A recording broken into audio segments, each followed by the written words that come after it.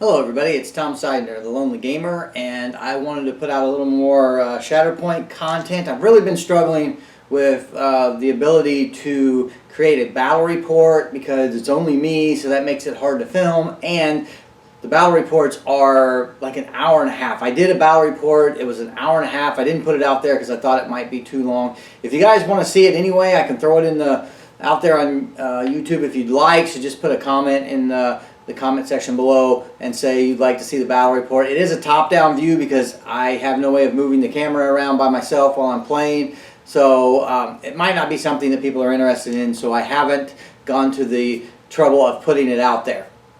But what I thought would be fun is I thought I would put out this kind of in the middle of a battle report. I've come to a part in this battle that I've been playing where there's a big decision to be made, and I think that the decision that's made at this point is going to determine who wins the game.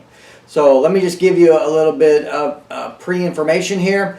The light side lost the first struggle. The dark side won. The light side won the second struggle, but very, very slightly. I thought the dark side was going to take it in two, but the light side came back because of some poor dice rolling by the dark side. We've come to this kind of precipice in the game where there's a big decision to be made, and I thought it'd be fun to line out what's going on in the game, show you everything, and then let you guys comment below on what you think I should do for the next move. So without further ado, I'll go ahead and give you the rundown of where the game is at.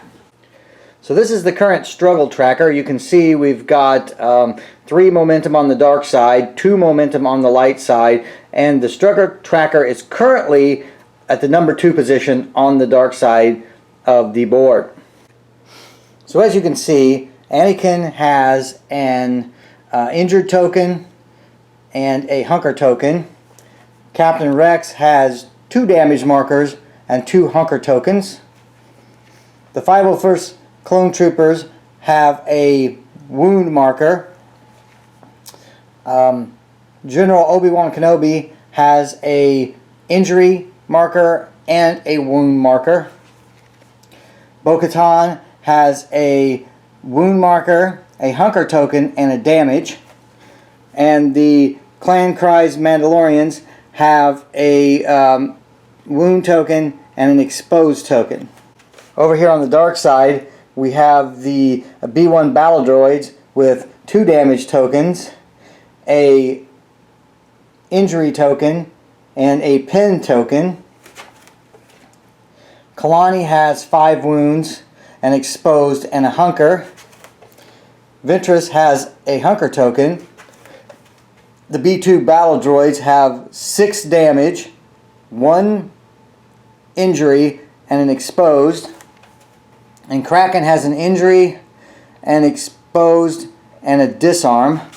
And General Grievous is pretty much unscathed at this part of the game. He has no damage, no wounds, or no injuries.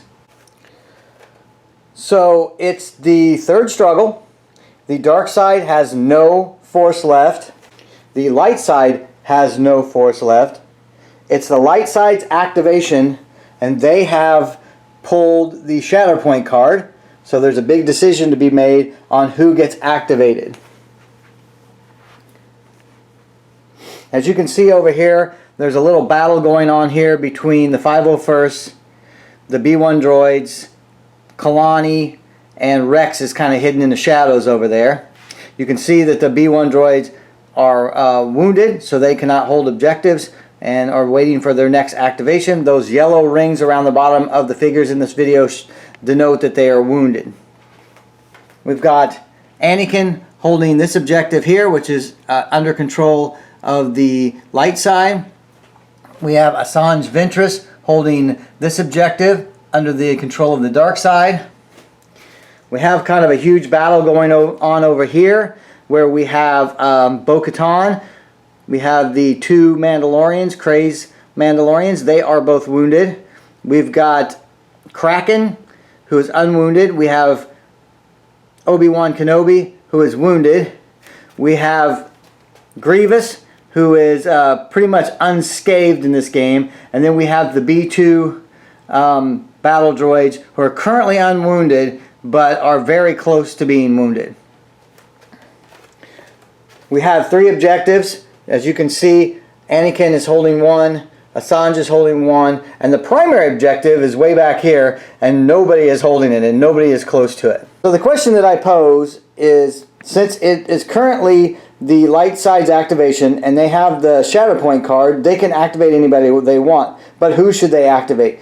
Should they activate Anakin and move him forward underneath this bridge? He has no force, so all he can really do is move and hunker, because he cannot get engaged with Assange to attack her. So he could move and hunker under this bridge, which would probably keep Assange from being able to move, or she would lose control of that objective. We could activate Anakin, and we could probably not going to take out Grievous. I don't think he has enough wounds on his wound track to take Grievous out, but he could engage Grievous so that Grievous can't just run away and try to activate that primary objective in the back on the dark side's turn. Now that also would, only happen if that happens to be the primary objective for next round, but there's no way to know that. We could also consider activating the Mandalorians and try to jump them back, but we have no force on either side, so they're not going to get a lot of movement. They're mainly going to be able to just either engage Grievous or dash away from Grievous. And then we have the big scuttle that's going over here on this side, where I don't think anybody in this area is going to be relevant for any of the objectives that need to be taken control of. Another option could be to activate the Mandalorians and try to take out the B2 battle droids. That would give the light side a momentum, and they're more than likely going to get a momentum on their turn because they're not going to make it back over to their side of the struggle track.